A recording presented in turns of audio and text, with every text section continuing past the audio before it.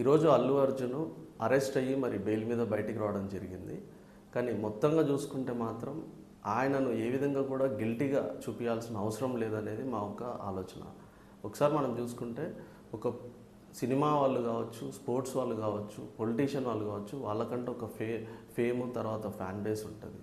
వాళ్ళు బయటకు వచ్చేటప్పుడు కూడా ఆ సిచ్యువేషన్ని బట్టి ప్రజల్లోకి పోయేటప్పుడు వాళ్ళు తీసుకున్న బేసిక్ సెక్యూరిటీ మెజర్మెంట్స్ తీసుకుంటూ పోలీస్ వాళ్ళకు కూడా ఇన్ఫామ్ చేసుకుంటూ వాళ్ళకున్న సెక్యూరిటీ టీంతో పాటు వాళ్ళు బయటకు వస్తూ ఉంటారు.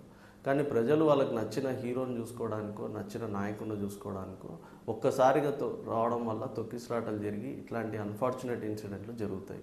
ఆ జరిగినప్పుడు వాళ్ళనే మనము ఏం చేసి వాళ్ళే తప్పు చేసినట్టుగా వితౌట్ దేర్ నాలెడ్జ్, అది వాళ్ళు ఎప్పుడు కూడా వాళ్ళ మనుషులు చావాలనో ఇబ్బంది పడాలనో వాళ్ళు కూడా అనుకోరు. దీన్ని ఒక మెచ్యూర్డ్ గ్రౌండ్స్లో చూసుకొని గవర్నమెంట్ ఏదన్నా దీనికి సంబంధించిన మెకానిజం తీసుకొని వస్తే ఇట్లాంటివి జరగకుండా అరికట్టచ్చు.